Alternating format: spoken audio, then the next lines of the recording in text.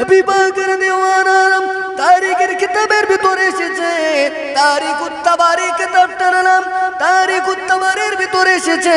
আল্লামা ইবনে জারির তাবারি রাহমাতুল্লাহ আলাইহি তিনি তার কিতাবের ভিতরে লিখলেন, নবীনা মুসা কালিমুল্লাহ আলাইহিস সালাম তুর পর্বতে গেলেন। তুর পর্বতে গিয়ে আমার আল্লাহ পাকের কাছে প্রশ্ন করলেন, রব্বুল আলামিন আমি আপনার আদরের নবী নবীনা মুসা আলাইহিস সালাম, আল্লাহ পাক আপনার সঙ্গে আমি কথা বলে থাকি, আপনার কাছে বিভিন্ন বিষয় জানার জন্য, জ্ঞান অর্জনের জন্য প্রশ্ন করে থাকি। এই আমার মালিক রে, আজকে আপনার কাছে আমার একটা বিষয় জানার জন্য বড় ইচ্ছা হয়। নবীনা মুসা আলাইহিস সালামকে আল্লাহ পাক বললেন, ও নবী মুসা, কি তুমি জানতে চাও? ওই সময়ে আমার আল্লাহ পাকের সঙ্গে নবী মুসা বলতে লাগলেন, ও রব্বুল আলামিন, আমি নবী মুসা এটাই জানতে চাই, আপনি যে প্রজ্বলিত জাহান্নামের আগুন বানিয়ে রেখেছেন, ওই প্রজ্বলিত জাহান্নামের আগুনে কাদেরকে দেবেন? আল্লাহ পাক বললেন, এ নবী মুসা, ওই জাহান্নামের খোরাক হিসাবে, ওই জাহান্নামের কাঠ হিসাবে আমি আল্লাহ পাক ইনসান তথা বাশার মানুষকে আমি দেব। নবী মুসা আলাইহিস সালাম বললেন, ও আমার মালিক আল্লাহ, আপনি তো বাশার মানুষকে তো সবথেকে সুন্দর করে বানিয়েছেন বা বানাবেন, আখিরি জামানার নবীর উম্মতদের সকল মানুষকে তো সুন্দর করে বানিয়েছেন, বানাবেন। আল্লাহ পাক যে মানুষকে এত সুন্দর করে বানালেন, সেই মানুষকে কি কারণে আপনি জাহান্নামে দেবেন? ওই সময় নবী মুসা আলাইহিস সালামকে আল্লাহ পাক বলতে লাগলেন, ও নবী মুসা রে, এই প্রশ্নের উত্তর তুমি সঠিক সময়ে পাবে। তাহলে আমি আল্লাহ পাক তোমাকে বলে দিলাম, কোন কিতাবের ভিতরে এসেছে নবী মুসা আলাইহিস সালামকে বলা হয়েছিল, নবী মুসা তুমি ধান চাষ করো। অন্য একটি কিতাবের ভিতরে এসেছে আল্লাহ পাক বললেন, নবী মুসা রে, তুমি গমের বীজ বোনো, গম চাষ করো। শুনছেন তো? মাইকের কন্ডিশন ভালো না, আমার নিজের কথা নিজে শুনতে পাচ্ছি না। নবীনা মুসা আলাইহিস সালাম আল্লাহ রাব্বুল আলামিন হুকুম করে দিলেন, হয় ধানের চাষ করো, না হয় গমের চাষ করো। দুটি বর্ণনা তো যেটাই হোক, ধান আর গম হোক, আল্লাহর হুকুমে চাষ করলেন। এক পর্যায়ে দেখা গেল ওই ধানটা নির্দিষ্ট সময়ে পেকে গেল। তার আগে আল্লাহ পাক হুকুম করলেন, নবী মুসা রে, তুমি ওই ধান খেতে মতান্তরে গম খেতে পানি সিঞ্চন করো, পানি সেচ করো। ধান খেতে গম খেতে যা আগাছা হয়ে গিয়েছে সেগুলি নিড়িয়ে ফেলো, সেগুলি আদা জঙ্গলগুলোকে তুমি পরিষ্কার করে দাও। নবী মুসা খুবই মেহনত করে মুহাব্বতের ফসল খুব সুন্দর করে মেহনত করে সেই ফসলটা চাষ করলো। যথাসময়ে ওই ধান কিংবা গম পেকে গেল। নবী মুসা আলাইহিস সালাম যত সময়তে আল্লাহ পাক এবারে হুকুম করে দিলেন, ও নবী মুসা, তুমি ধান কিংবা গম এবারে কেটে ফেলো। ধান গম কেটে ফেলা হলো। কেটে ফেলার পরে নবী মুসা আলাইহিস সালাম বাড়িতে নিয়ে গেলেন। বাড়িতে নিয়ে গিয়ে লাট করলেন। যথাসময়ে তিনি ধান এবং গম গাছগুলোকে ঝাড়লেন। ঝাড়ার পরে কোনটা বাকি থাকে? বাকি থাকে বিচুলিত খড়টা বাকি থাকে। আমরা যখন ধান ঝাড়ি, ধান ঝাড়া হয়ে গেলে খড়টা বাকি থাকে। আচ্ছা, সে খড়টা ধানের সাথে রাখি না ধুর টান মেরে ফেলে দিই, পুরো একদম বাউন্ডারির বাইরে, মানে ও অকেজো। আমার দরকার কি? ধান। তাহলে বিচুলি এবারে যখন অকেজো হয়ে যায়, সেই বিচুলি দুটো ব্যবহার হয়। পরিশেষে যেভাবেই ব্যবহার হোক, তার কাজ হয় কি লাস্টে জ্বালানো। এটাই তো জ্বালানো। তো নবী মুসা আলাইহিস সালাম এক পর্যায়ে দেখা গেল ধান গমগুলো ঝেড়ে নিয়ে, সুন্দর করে ঝেড়ে সেরে নিয়ে বস্তাবন্দি করে রেখে দিল। আর ওই খড়গুলোকে জ্বালানোর জন্য ব্যবহার করতে লাগলেন। এমন সময় জ্বালানোর জন্য নবী মুসা আলাইহিস সালাম যখন উনানে দিলেন, আমার আল্লাহর পক্ষ থেকে নবী মুসার কাছে সংবাদ আসলো, ও নবী মুসা, নবী মুসা রে, আমি আল্লাহ পাক তোমাকে তো ধান গম চাষ করতে বললাম, তোমাকে তো আমি জ্বালাতে বলি নাই।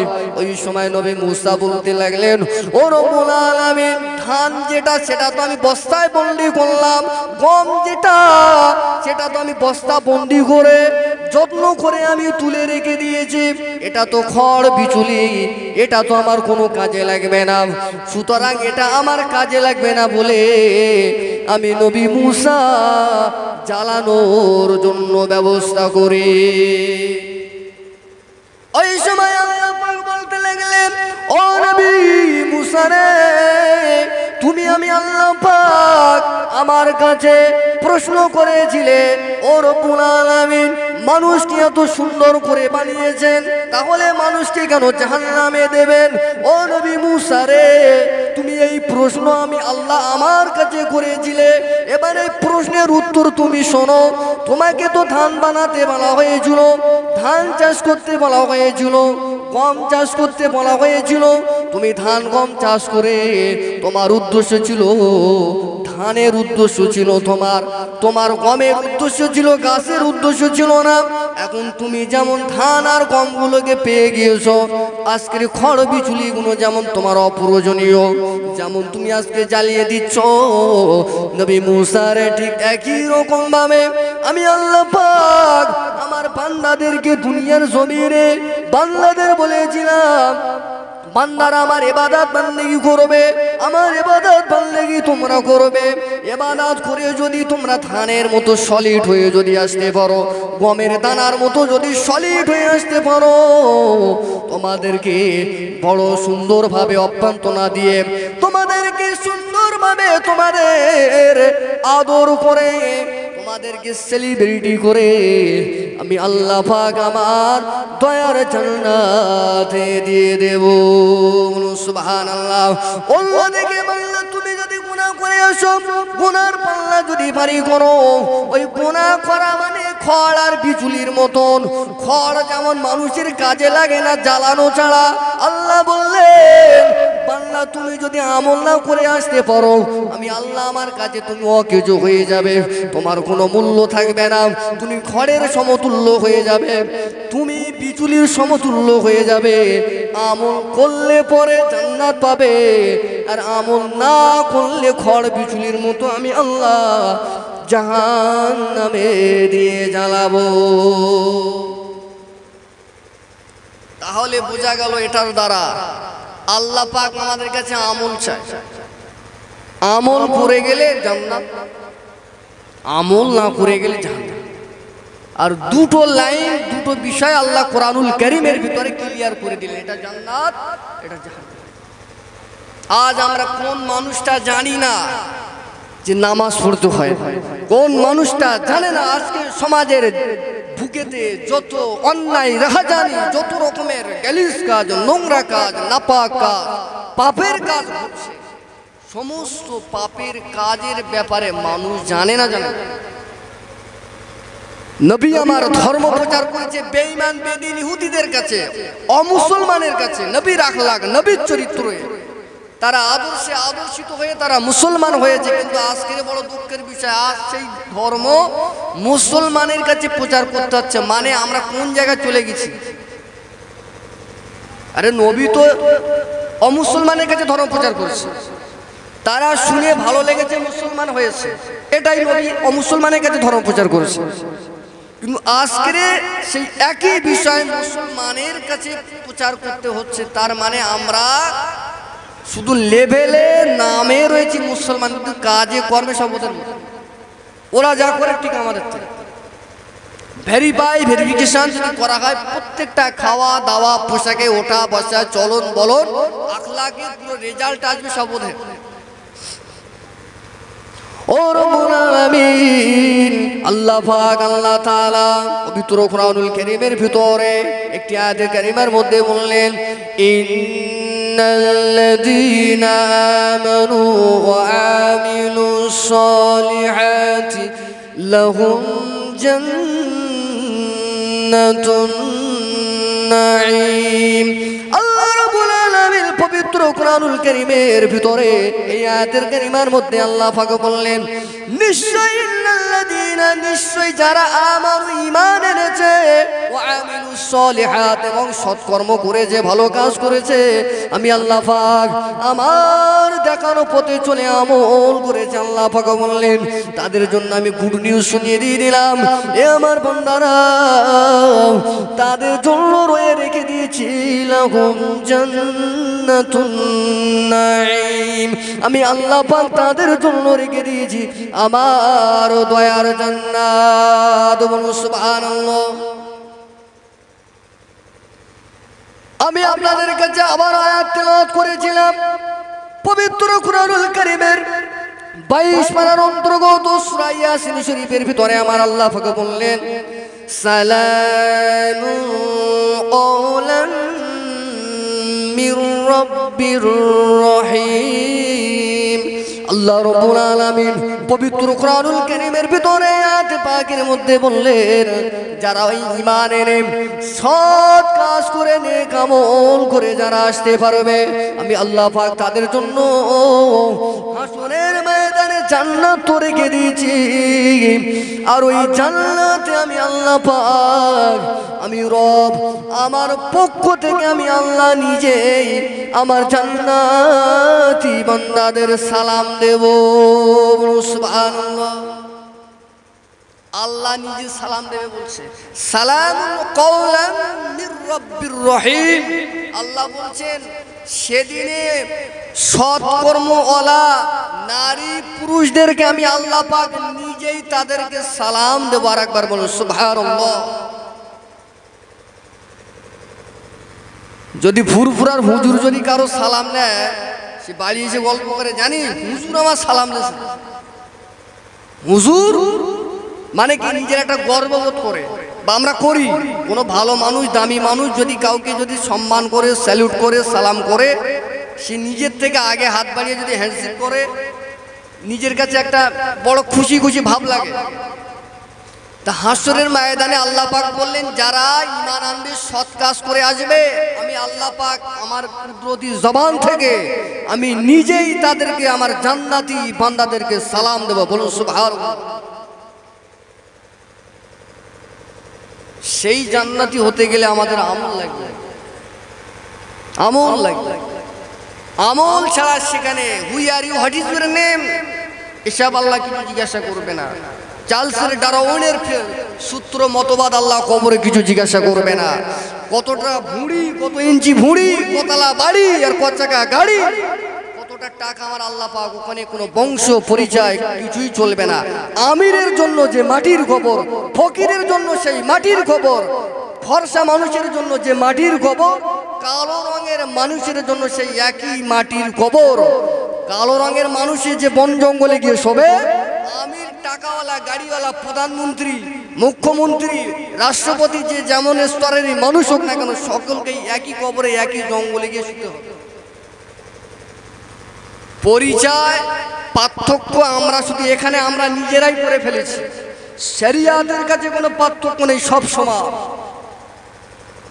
শুধু একটাই পার্থক্য আমার আল্লাহ পাকের কাছে থাকবে আমল আনার আর আমল না আনা আমল যদি থাকে তো যাও জান্নাতে আর আমল যদি না থাকে তো বাদ বেরিয়ে পড়ো কে পীরের বেটা কে নবীর বেটা কে হুজুরের বেটা কে আলেমের বেটা কে নেতার বেটা কে প্রধানমন্ত্রীর বেটা কে টাকাওয়ালার বেটা কে রাষ্ট্রপতির বেটা কে আপনার শিল্পপতির বেটা বেটি আমার আল্লাহ পাক হাসরের ময়দানে ও সব কিছু দেখবে নাও আল্লাহ নবী দিন ও দুনিয়া বাদশা হাবিবুর লাগে নবী আমার হাদিস পাকের ভিতরে জানিয়ে দিয়ে দিলেন ও আমার সাহাবীরা আমি রাসূলুল্লাহ জানিয়ে দিয়ে দিলাম হাসরের ময়দানে আমি আল্লাহ পাক আল্লাহ তাআলা বান্দার দুটো দিক দেখে বিচার করবে বান্দা যে নামাজ পড়েছে রোজা রেখেছে হজ করেছে যাকাত দিয়েছে তার সদকায়ে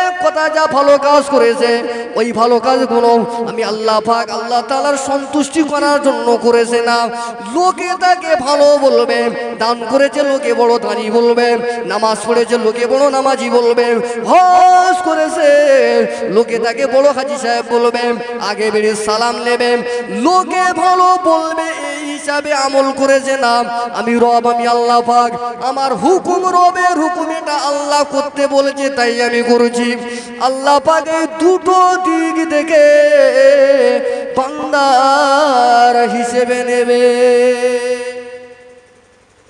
কোনো কিছু দেখবে না। অনেকে বংশের বড়াই করে, খুব বংশের বড়াই করে, বলে আমি পীরের বেটা, তুই মরে দেখ একবার, তুই একবার মরে দেখ। তাদেরকে আমি উত্তর দেই, তাদের কাছে আমার প্রশ্ন, যদি বংশের পরিচয়ে জান্নাতে যাওয়া যাবে তাই নূহ নবী পীর বড় না নবী বড়? নবী বড়। নবীর বেটার নাম কেনান। কেনান জান্নাতি না জাহান্নামী? কারণ নবীর বেটা তো।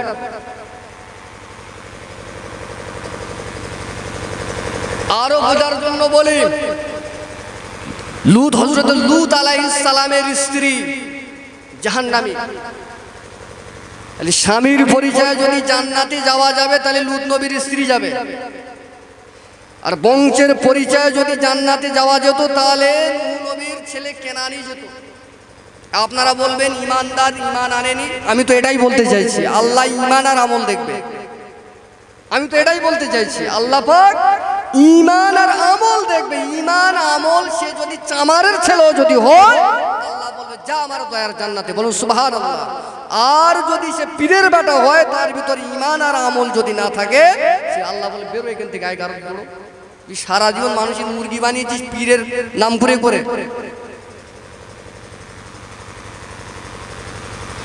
ও নবীর আশিকেরা, নবী পাকের দিওয়ানারা, আল্লাহ রাব্বুল আলামিন পবিত্র কোরআনুল কারীমের ভিতরে সূরা ইয়াসিন শরীফের এই আয়াতের ভিতরে বললেন, ওয়ামতাজুল ইয়াওমা আইয়ুহাল মুজরিমুন। আল্লাহ পাক আল্লাহ তাআলা বলবেন, এ অপরাধী দলেরা, দুনিয়ার জমিনে তোমরা যারা পাপ করেছিলে, দুনিয়ার জমিনে পাপের সঙ্গে তোমরা তোমাদের দিন এবং রাত অতিবাহিত হয়েছে, পাপ ছাড়া কিছু বোঝো না।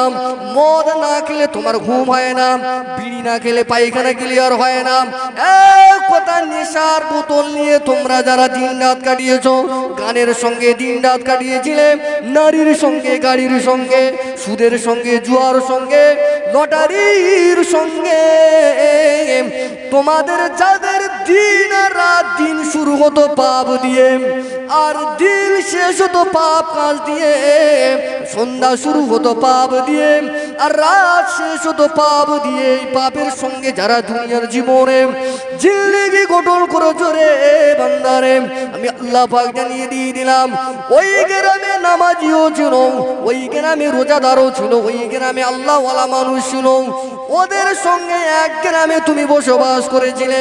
ওরা তোমাকে তোমার ভয়ে কিছু বলেনি কেন? তুমি ওরা তোমার প্রতিবাদ করলে মারবে বলে।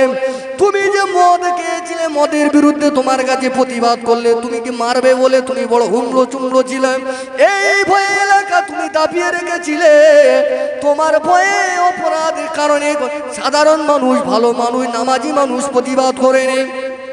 আজ হাসরের ময়দানে তুমি পাপী হয়ে এসেছো, এই জায়গাতে আজকে রে ওই গ্রামে যারা সৎ আমল করেছিল, ভালো কাজ করে আজ কবরে গিয়েছে, হাসরের মাঠে আমি আল্লাহ পাক আমার কাছে এসেছে রে এই অপরাধী বান্দারা। আজ এই হাসরের মাঠ থেকে আমার আল্লাহ পাক আমার আল্লাহওয়ালা বান্দাদের থেকে আলাদা হয়ে যায়। এখানে আর এক হাঁড়িতে খাওয়া যাবে না, এক চুলে রান্না হবে না, ওটা হয়েছে দুনিয়ায়। গ্রামে ভালো মন্দ খারাপ সব ক্যাটাগরি ছিল, ওটা দুনিয়ায় খেটেছে, কিন্তু হাসরের মাঠ এটা। আজকের তুমি এখানে অপরাধী ব্যক্তি, আমার জান্নাতি ব্যক্তিদের ভিতরে তোমরা যারা রয়েছে সব আলাদা হয়ে যাবে।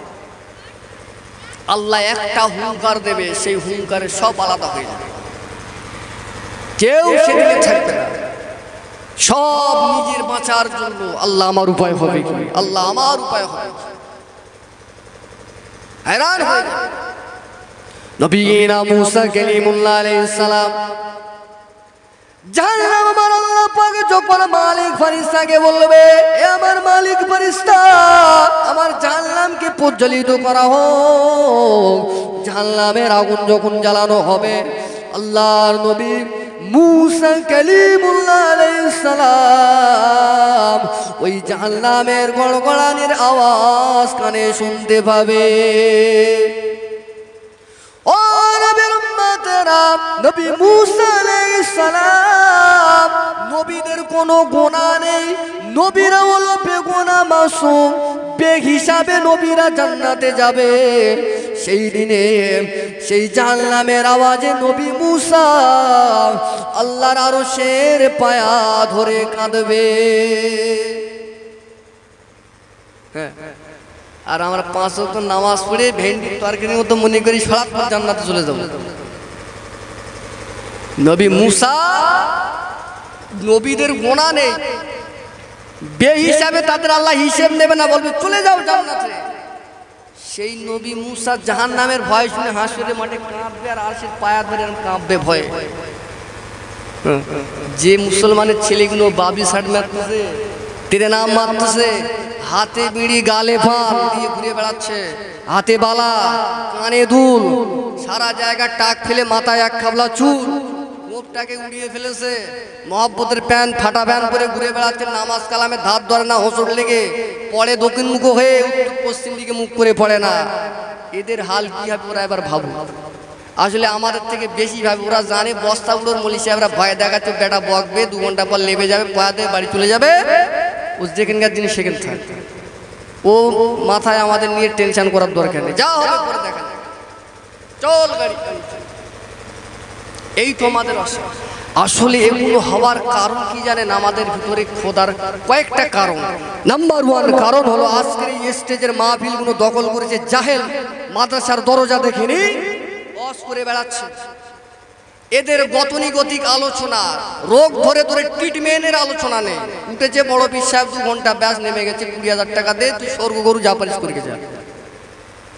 আজ যদি সুদের বিরুদ্ধে আওয়াজ তোলা হয়, ঘুষের বিরুদ্ধে আওয়াজ তোলা হয়, যদি জেনার বিরুদ্ধে যদি আওয়াজ তোলা হয়, এলাকার তোলাবাজির বিরুদ্ধে যদি আওয়াজ তোলা হয়, অন্যায়ের বিরুদ্ধে যদি আওয়াজ তোলা হয়, জানে আমাকে আর নেবে না, ডাকবে না। অতএব এমন আওয়াজ করতে হবে পাকাল মাছের মতো কাদা থেকে বার হবো, গায়ে কাদা লাগবে না, সেই আওয়াজ করবো। 20,000 টাকা দিবি, চলে যাবো, তোরা যেমন আছিস তেমন আমিও ঠিক ফিরি। এই আলোচনা এর জন্য দায়ী হলে এক শ্রেণীর এই স্টেজে কোনো প্রকৃত শিক্ষিত মানুষ এই জায়গায় আসে না। মাদ্রাসার দরওয়াজা দেখিনি আমাদের এলাকায় এমন আলেম রয়েছে, আমি হাতে ধরে আপনাকে বলে দিতে পারি, যারা মাদ্রাসার দরজা দেখিনি আগে গ্রামে গ্রামে চাঁদা তুলতো। তাদের ভিসিট শুনলে আর এই জলসা কমিটিগুলো ওরা যেমন বক্তা, এরাও ঠিক তেমন জলসা কমিটি এবং শ্রোতা। এরা জানে যার যত ভিসিট সে তত বড় বড় হুজুর, আর যার ভিসিট নেই মানে ও জিরো কোয়ালিটি, ও মিলাদ করতে পারবে না। এই গতানুগতিক আলোচনা 1 নাম্বার পয়েন্ট। 2 নাম্বার পয়েন্ট হলো আমাদের ভিতরে খোদার ভয় ডয় ত্রাস। কোরআনের আয়াত তুলে তুলে কোটেশন করে করে সাবজেক্ট বেঁধে দেবেন। আপনাদেরকে আমি বলে যাচ্ছি, যদি 4টে বক্তা দাওয়াত করেন, বক্তা চিনবেন কিভাবে? আপনারা বলছেন আপনারা ভালো বোঝেন, আমি আপনাদেরকে বলে দিচ্ছি, 4টি কিংবা 3টে বক্তা যদি দাওয়াত করেন, 1 বছর আগে দাওয়াত করবেন আর বলে দেবেন আপনাকে এই বিষয়ে আলোচনা করতে হবে, 2 ঘন্টা বাইরে যাওয়া যাবে না। সির্ফ মদ আর সুদের বিরুদ্ধে ওয়াজ করতে হবে 2 ঘন্টা, জীবনে দাওয়াত নেবেন মানে ভাঁড়ে তো কিছু নেই। 2 ঘন্টা মদের আর সুদের বিরুদ্ধে ওয়াজ করা, 4টি কোনি কিতাবপত্র পড়ার দরকার না। 2 ঘন্টা শুধু নামাজেরই ওয়াজ করতে হবে, 2 ঘন্টা শুধু রোজার ওয়াজ করতে হবে। আপনারা সাবজেক্ট বেঁধে দেবেন, দেখবেন সাবজেক্ট বেঁধে ওয়াজ শুনলে আপনাদের কিছু উপকার হবে, শিখতে পারবেন। আর সে যদি এসে তার মতো আলোচনা করে, এখানে 1 খাবলা, সেখানে 1 খাবলা, ওখানে 1 খাবলা, কিছুই বুঝতে পারবেন না, শুধু ওই সুরই শোনা হবে আর ওই গজল শোনা হবে, আর কিছু না। একটু দরুদ শরীফ পড়ি, আল্লাহুম্মা সাল্লি আলা সাইয়্যিদিনা وعلى آل سيدنا দয়ার নবীকে আমরা জানাই হাজারো সালাম দয়ার নবীকে আমরা জানাই হাজারো সালাম দিলের তরে নবী আমার কত ব্যথা পাইলেন বেদিনের দেওয়া শত আঘাত দয়ার নবী সহিলেন তাই তো তিনি আমাদের নবী রহমাতুল লিল আলামিন দয়ার নবীকে আমরা জানাই হাজারো সালাম আল্লাহুম্মা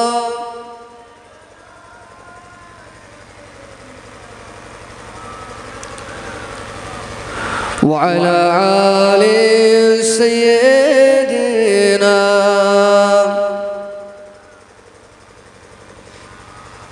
وامر ভাইজানেরা নওজোয়ানেরা যুবকেরা ছেলেরা বাচ্চারা পর্দানশীলা মা বোনেরা আজ আমাদের ভিতরে আজকে আমাদের ভয় না থাকার কারণটা বেশি নয় আল্লাহ রাব্বুল আলামিন পবিত্র কুরআনুল কারীমের ভিতরে আল্লাহ পাক বললেন বিসমিল্লাহির রহমানির রহিম ইয়া আইয়ুহাল্লাযীনা আমানু তাকুল্লাহা হাক্কা তুকাতিহি ولا تموتن إلا وأنتم مسلمون الله رب العالمين পবিত্র কুরআনুল কারীমের ভিতরে আয়াত কারীমার মধ্যে বললেন হে বিশ্বাসীরা নারী আর পুরুষ তোমরা যারা নিজেদেরকে ঈমানদার বলে দাবি করো আমি আল্লাহ আমাকে রব বলে মেনে নিয়েছো মুসলমান বলে দাবি করো আমি আল্লাহ পাককে নিয়ে দিয়ে দিলাম দুনিয়ার জমিনে তোমার 24টা ঘন্টা চলন বলন ওঠা বসা ব্যবসা বাণিজ্য লেনদেন তোমার দুনিয়ার সমস্ত সামগ্রী ক্ষেত্রে আমি আল্লাহ পাক আমাকে তোমরা ভয় করবে ইয়া আইয়ুহাল্লাযীনা আমানু কু আনফুসাকুম ওয়া আহলিকুম নারা আল্লাহ রাব্বুল আলামিন পবিত্র কুরআনুল কারীমের ভিতরে এই আয়াতে কারিমার ভিতরে আমার আল্লাহ পাক নামাজের কথা বলেনি রোজার কথা বলেনি আল্লাহ পাক কেবলমাত্র একটা কথা বললেন সাবধানতার বানিয়ে দিয়ে দিলেন ও বিশ্বাসী ঈমানদার নারী আর পুরুষ তোমরা যারা আমি আল্লাহ পাক আমার উপর ঈমান এনেছো আমি আল্লাহ পাক তোমাদের জানিয়ে দিয়ে দিলাম দুনিয়ার জমিনে তুমি এবং তোমার পরিবারের আওতায় যারা রয়েছে তোমার মা বাপ তোমার স্ত্রী সন্তান তোমার নাতি পুতি এক কথায় তোমার আওতায় তোমার পরিবারে আহাল বর্গ যারা রয়েছে তুমি নিজে বাঁচো এবং তোমার পরিবার দিগকেও বাঁচাও কোথা থেকে বাঁচাবে না আমি আল্লাহ পাক আমার প্রজ্বলিত জাহান্নামের আগুন থেকে তুমি নিজে বাঁচো আর তোমার পরিবারের অধীনে যারা রয়েছে সকলকে বাঁচানোর আদেশও তোমাকে দিয়ে দেওয়া হলো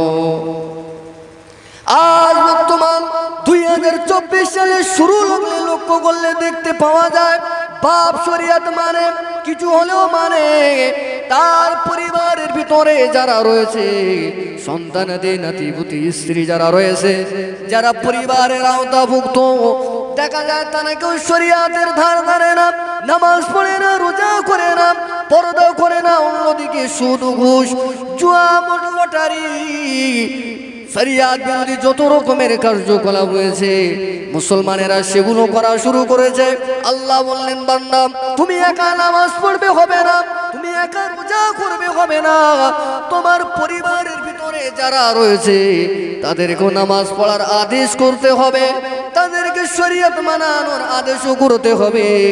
অর্থাৎ নিজে যেমন নামাজ পড়ছো, নিজে যেমন শরীয়ত থেকে মানছো, জাহান্নাম থেকে বাঁচার জন্য বান্দারে তোমার পরিবারের ভিতরে যারা রয়েছে পাপ কাজের ভিতরে লিপ্ত রয়েছে, এ আমার বান্দারে যদি তুমি ইমানদার নিজেকে ভাবো আর প্রকাশ করো, তাহলে ডিউটিটাকেও তোমাকে দেওয়া হলো, তাদেরকে তোমাকেও বাঁচানো। কেন তুমি বাঁচাবে বান্দারে? দুনিয়ার জমিনে তোমরা যে আগুন ব্যবহার করো, ওই আগুন তো সামান্য আগুন, ওই আগুনে পাথর গলে যায় বান্দা, ওই আগুনে লোহা গলে যায় বান্দা, ওই আগুনে তোমাদের খাবার তৈরি হয়ে যায় বান্দারে। দুনিয়ায় যা কিছু আছে ওই আগুন পুড়িয়ে সব ভস্ম করে দেয়, কিন্তু আমি আল্লাহ পাক যে জাহান্নামের আগুনটাকে বানিয়ে রেখে দিয়েছি, ওর থেকে লক্ষ লক্ষ কোটি কোটি গুণ বেশি ক্ষমতা থাকবে বান্দারে। ওই জাহান্নামে আমি আল্লাহ পাক সেদিনে লোহা দেব না, সেদিনে আমি ইঁদুরকে দেব না, ভেড়াকে দেব না, ছুঁচোকে দেব না, গরু ছাগল হাঁস মুরগি কাউকে দেওয়া হবে না। ওই জাহান্নামে আমি আল্লাহ পাক কাঠ হিসাবে দুটি বস্তুকে ব্যবহার করব। একটি হলো, তারপরেই আমার আল্লাহ পাক বললেন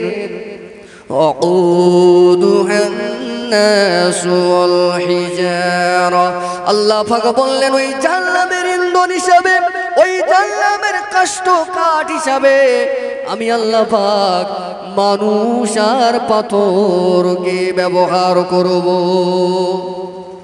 তাহলে বোঝা গেল আল্লাহ যে প্রজ্বলিত ক্ষমতা বলছে জাহান্নামের আগুনটাকে আল্লাহ পাক সৃষ্টি করেছে, ওই জাহান্নামের আগুনের খোরাক কাঠ হবে মানুষ, অর্থাৎ ইনসান। আমরা বলতে কারা? যারা আল্লাহর পৃথিবীতে খাবে, আল্লাহ পাকের বিনা ট্যাক্সে আল্লাহর নিয়ামত সব কিছু ভক্ষণ করবে, অথচ আল্লাহ পাকের ইবাদত বান্দেগি কিছু করবে না, মালিকের কোনো হুকুম মানবে না, মালিকের কোনো গোলামি করবে না। আল্লাহ পাক বললেন আমার রাজত্বে বসবাস করতে গেলে আমার গোলামি করতে হবে, আমার ডিউটিটাকে পালন করতে হবে, আমার ডিউটিটাকে অক্ষরে অক্ষরে মানা লাগবে। আমার রাজত্বে বসবাস করে আমার খেয়ে আমার পরে আমি আল্লাহ পাক আমার ডিউটি করবে না, আমার আরাধনা করবে না, আমার ইবাদত বান্দেগি করবে না।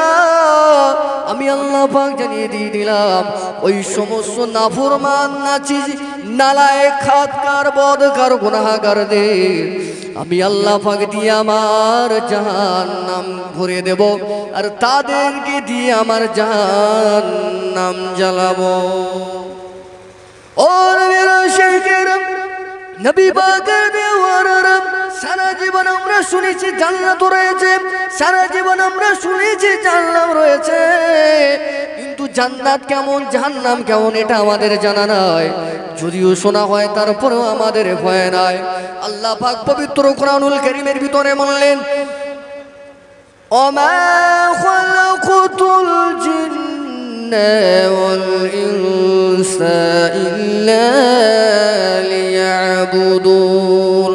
আল্লাহ পাক পবিত্র কোরআনুল কারীমের ভিতরে এই আয়াতুল কারীমের ভিতরে আল্লাহ পাক বললেন আমি জিন ইনসানের উপরে আমার ইবাদতটাকে আমি ফরজ করেছি, ইবাদতগুলো আমি পেরাবি করার জন্য পাঠিয়েছি।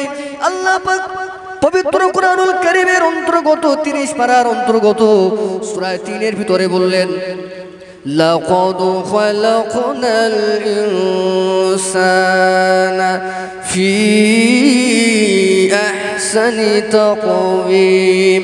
আল্লাহ রাব্বুল আলামিন পবিত্র কোরআনুল কারীমের ভিতরে আয়াতের মধ্যে বললেন আমি আল্লাহ পাক দুনিয়ার জমিনে বহু মাখলুকাত সৃষ্টি করেছি, সমস্ত মাখলুকাতের ভিতরে আমি আল্লাহ পাক মানুষকে সবথেকে সুন্দর আশরাফুল মাখলুকাত করে বানিয়েছি।